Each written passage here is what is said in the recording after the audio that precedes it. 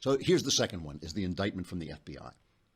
And so Michael Flynn pleads guilty to lying to the FBI about a few phone calls he made to Russia after Trump was elected. He said he didn't make them. He said he didn't say the stuff he did. He was talking to Kislyak, the Russian ambassador, about the fact that Obama was putting sanctions on Russia for their meddling. He talked to him about a scurrilous UN resolution that condemned Israel for having settlements, and Jared Kushner apparently wanted him to say to them to delay that vote because Obama, breaking with all American history, was not going to veto the vote, and he let it pass, which was just an awful, awful, ugly, stupid thing to do.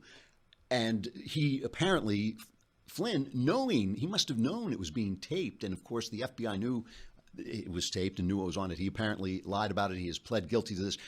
You have to listen to this montage of the mainstream media basically going nuts over this. There aren't many more dots after Mike Flynn, right? Your dots go to Kushner and then the president. There really are no other dots here. This is a case that reaches directly into the heart of the Trump administration, into the Oval Office. People now who have believed that the president's sort of loose way with information and facts was his best defense now think that the president is in danger and exposed. I do agree. This is a big moment where if you're on the fence, you start to think, geez, is this whole thing going down? Is it Watergate?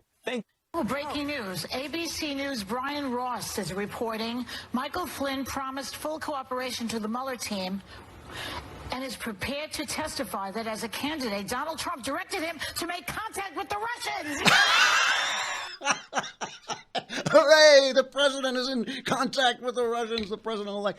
So this last thing that she's referring to, this piece of baggage is referring to, is a report from Brian Ross that it was candidate Trump as opposed to president-elect. You know, I noticed this when the story was being reported, but it was the weekend and I was kind of hearing it out of the corner of my ear and I was thinking, wait a minute, this conversation took place in December, so the election was already over. So here's Brian Ross reporting this wrongly. He has promised full cooperation to the Mueller team. He's prepared to testify, we are told by a confidant, against President Trump, against members of the Trump family, and others in the White House. He is prepared to testify that President Trump, as a candidate, Donald Trump, directed him to make contact with the Russians, which contradicts all that Donald Trump has said at this point. As well, we're told that Flynn made the decision to cooperate only in the last 24 hours, that he is distraught about the decision but feels he's doing the right thing for his country, that he was facing huge legal bills of more than $1 million, and that he said that finally he had to go ahead and do this for that reason. He expects to put his house on the market. He is facing serious financial problems. So this is, the same guy. This is not the first time this happened. This is the same guy who, remember the Aurora shooting in Colorado at the Batman showing in the movie theaters 2012? He's the guy who looked up the suspect. The killer's name was Jim Holmes.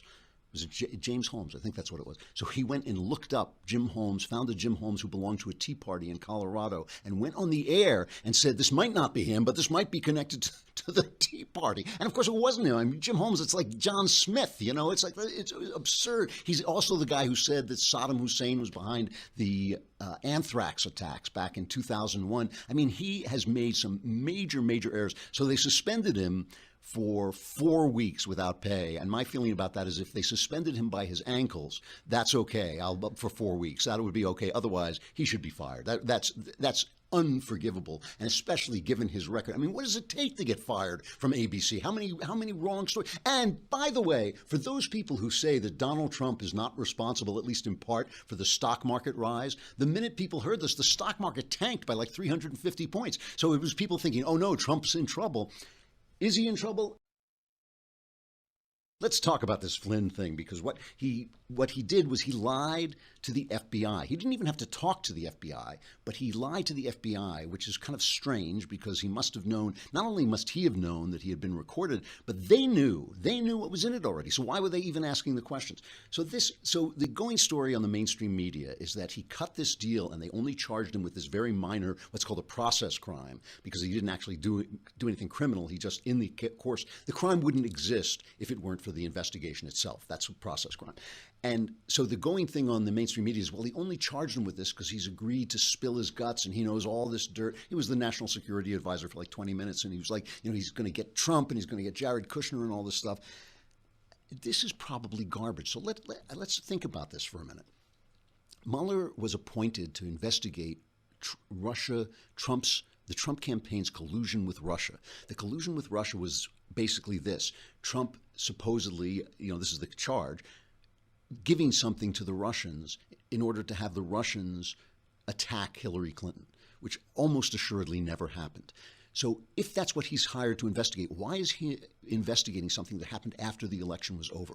That's the first thing. All right. So it's a very, very minor charge. Second, and on some of this, I thought of a lot of this myself, but then it was confirmed for me by Andrew McCarthy, who is an expert on these things. He's a former federal prosecutor, and he's been writing great stuff over at NRO about it. Hopefully, we'll try and get him on by the end of the week to talk about it. But when you are trying to move up the ladder, to pyramid up the ladder to get the top guy, you charge the lower guys with the crime. In other words, you charge him with Russia collusion to prove, once he confesses to that, you've proven that the crime exists. But Mueller isn't doing that, or Mueller, however it's pronounced. He's not doing that because obviously it didn't exist. He's investigating something that didn't exist. So now he's just justifying his existence, probably by going after an obstruction of justice thing. But I mean, here's the first thing. Back when this happened, back when these conversations first were exposed, a reporter asked the State Department, this is Obama's State Department, whether it was a bad thing for Flynn to be in touch with the Russians. I think his name is Mark Toner of the State Department. This is his response. This building doesn't see anything necessarily inappropriate about contact between members of the incoming administration and foreign officials, no matter what country they're from. No. Right? No. And again, this has been ongoing. I mean, we stand ready if they want to work through the State Department to contact some of these individuals, but we have no comment or no problem with them doing such on their own. So Trump had the absolute right to fire James Comey. So if they're going after him on obstruction of justice, how can you be charged with obstruction of justice for doing what the president has the absolute right to do? And there's some talk about the Logan Act, under which no one has ever been convicted. It's a 216-year-old act that was passed by under John Adams, that is constitutionally very suspect to begin with, which basically says private citizens can't engage in negotiations with foreign powers that wrong foot the government. I mean, it's like he has nothing. It is like he has nothing. And the girls on The View can throw their cards up in the air and sing hallelujah all they want. But I don't think they have anything. Meanwhile, the FBI is covering itself in shame. They had this guy, Peter Strzok, and now 4 months ago, Peter Strzok, who headed the investigation into Hillary Clinton's emails, was caught sending anti-Trump texts to the FBI official he was having an adulterous affair with. Okay, so he's cheating on his wife with a woman in the FBI, and he's sending her things criticizing Trump. So Mueller fired him from the investigation, but they have hidden this fact for 4 months. And this is the other thing they've been hiding. I mean, Judicial Watch and Devin Nunes on the House Intelligence Committee, they have been going after the FBI. Nunes is ready to hold the FBI in contempt for not turning over material about the Strzok. And meanwhile, Judicial Watch got all this emails after months and months and months showing that when Loretta Lynch met with Bill Clinton on the famous tarmac meeting, the FBI didn't investigate how that took place, whether that was wrong. They investigated who leaked it to the press. So the FBI, Trump is tweeting today, after years of Comey with the phony and dishonest Clinton investigation and more running the FBI, its reputation is in tatters, worst in history, but fear not, we will bring it back to greatness. And he's right. And not only are they in tatters, but the mainstream media, they look like buffoons.